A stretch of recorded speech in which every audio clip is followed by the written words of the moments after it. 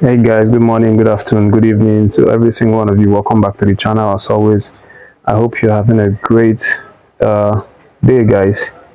And to all the Christians out there, all the Catholic, I want to wish you guys a very splendid Good Friday. Of course, it's a celebration that's very popular, and of course, maybe a number of community members, are also celebrating, and of course, happy Easter in advance. So, guys, lots of talking points.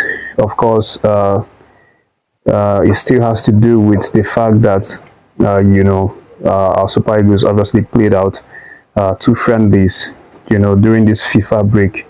First one against Ghana, we saw a win in that one, narrowly 2-1. We were a bit okay with the result, even though we still wanted something better. And then the next game, of course, we saw a very sad defeat against Mali side that, in the books, we were expected to actually beat Mali much more comfortable than Ghana. But again, it happened the way it happened. It's a normal thing. Sometimes you see big countries actually losing out to smaller countries, but the talking points have continued to circulate, and of course they have to do with the question about whether or not Mr. Finidi George is actually the right man for this job. Of course, in the previous video I talked about that, and I talked about a number of things that I thought he didn't do well, in my own opinion. Of course, one of the things I hammered on was his mentality, post-match comments that he made, and the mentality behind it, where he said that he felt that the boys did everything right, that they controlled the game and all of that, created chances. Meanwhile, in reality, if you saw that match, no chances created, not many chances, not a clear-cut chance, not a shot on target, in the whole of the match. So it was a complete abysmal performance from my own perspective. But again, more issues erupting, and for the sake of this video, basically what I wanted to just update is the fact that rumors right now is that there are a number of players who are not particularly happy with Coach Finidi. Of course, he's just played 2 matches as the interim head coach, but he now seems to be having a number of issues, and based on the report, actually, it's up to about 5 players who are very unhappy with him. They are in fact mad at him, and they don't even want to greet him or something like that. Particularly, the worst one, is Hafiz Umar. Obviously, a report came out that he even refused to shake hands with Mr. Finidi after the match. Because he was snubbed for both of those games. He wasn't featured at all in the Ghana game, and of course in the Mali game. And of course, we know a number of players as well. Nathan Taylor also, left the wonderful things that he's doing with Leverkusen, had to come make an appearance for Nigeria. But what happened? He was an unused sub for 2 of the games, which is completely devastating for any player at all. I mean, you're a big player in your club side, you're scoring goals, you're a very important member of the team, and then you get invited to your national team. You come up all the way, make the trip, take excuses just to show up, and then you show up, you don't have any appearance whatsoever. It's something really unpleasant for these players, so I can understand why they are very frustrated and they don't want to talk to Finidi. But Omar Sadiq might have taken it too far, because he refused to shake hands with Finidi, which is, of course, not what we want to see. We want our players to be very respectful, be patient. Of course, when you get your time, when you get your turn, you come in and you perform. That's the deal. That's the drill. But again, the list keeps growing up. Lookman Ademola is also one of the guys, that has also been reported to have some sort of issues with Finidi for the same reason of not being featured for this FIFA international friendly break.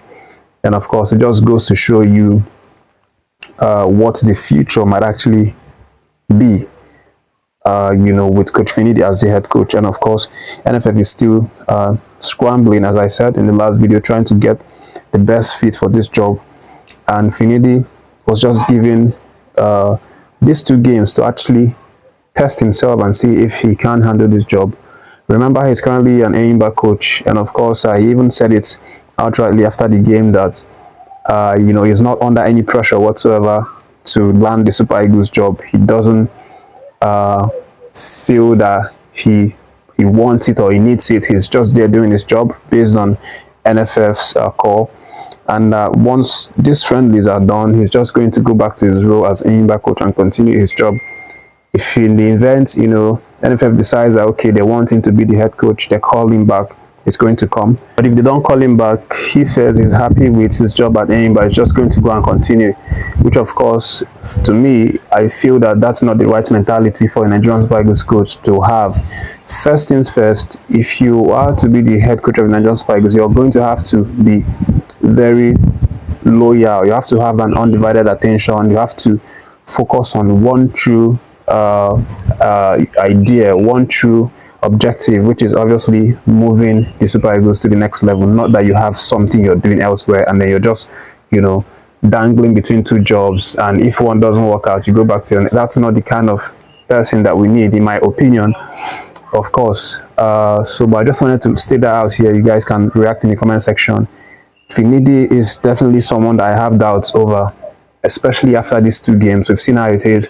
You can't be a coach whereby you cannot your players don't trust you. You have issues with your players, 1 or 2 or 3 of the players. You can't keep them happy. They are not happy under you. Then definitely they are not going to be able to bring out their best when you put them on the pitch, because they are not happy with you. So the key thing to actually getting the best out of these boys is making them happy, keeping every single person happy. If you call everybody to represent in international duties, you have to try as much as possible to make sure that you feel these guys. They sacrificed a lot, actually leaving their club sides where they were having regular matches, enjoying their football, and then they come here, play 2 games, they are sitting in the bench. For what? You have to keep these guys happy, share time, share period for them in the game, so that they'll have games to play and all of that. And these guys are quality players. Nathan Teller, very quality, solid player. Lookman, very quality, one of the, arguably our best in the AFCON that just ended. All of these guys. But again, that's an issue that you can actually react to in the comment section. Let me just let you know the other update, guys, which is the fact that Super Falcons coach, of course, Wildrum, has now released the squad list for our Nigerian Super Falcons ahead of this qualifiers, Olympic qualifiers, that's actually going to be played next month from 5th April. That's the first leg. It's going to be held in Abuja National Stadium. So if you are around Abuja and its environment, you definitely need to save the date and of course catch this one. It's going to be very, very exciting. And of course, it's a 2-legged game.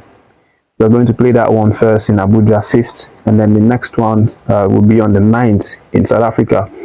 I'll post the list, the names that have been selected on the screen here so you can see. Of course, as you do know, our Super Falcons are really very star-studded. They are very exciting to watch. We always are very happy every time we see them play, so definitely want to watch. But as it stands, the Olympics, the 2024 Olympics in France has already been slated. So the group stages have already been drawn. So if Nigeria wins South Africa after the home and away fixture, we're going to be placed in Group C, which has already been arranged, and that Group C definitely will be where we'll play Japan, Spain, Brazil. These guys will be in the Group C, which makes it a very hard group to be in. But of course, Super Falcons always know how to hold their ground, when it matters. But let's see how that one goes. Make sure you're subscribe to the channel, stay up to date. Definitely I'll be giving more updates on that one. And I'm just going to end with the last gist on my plate here, which is earning one of our rising stars, of course, the very, very talented wonder kid Ojodu, no, not Ojodu, sorry. Ojodu FC is actually, the academy that he was scouted from in Nigeria, northern Nigeria. That's where the academy is. But his name is Hafiz Umar Ibrahim. And of course, this guy is the next big thing, in the Nigerian football. Of course, he was one of the guys that actually went for that competition in Italy, where he scored 10 goals in 6 appearances in the tournament. And of course, right now he's a proper hot cake. Everybody's chasing after him. Different club sides, everybody wants to sign him, on a permanent basis. And a number of clubs actually. Chelsea very interested, of course. There are also clubs like FK Bodo and then D Limit. These clubs were reportedly even interested in signing this guy from Ojodu FC for around 500,000 euros. But of course, he had the big opportunity of actually going on trial at Chelsea for a couple of weeks, and he decided to grab that one. So currently now, Hafiz Umar is on trial at Chelsea, and if he passes the trial, he's going to definitely sign for Chelsea Football Club, and is going to be sent on loan to Strasbourg, which is a partner club side with Chelsea. We wish him all the best. We know our Nigerian players, both youngsters, the ones coming from grassroots, they are all definitely talented, and they have the potential to actually become superstars, in the next 2, 3, 4, 5 years. But that's the video, guys. Thank you for watching this one. As always, subscribe to the channel if you've not done so. Don't forget to like, share as well to get to more people. And of course, I wish you a very, very splendid day today. Take care of yourselves till I catch you in my next video. Bye bye.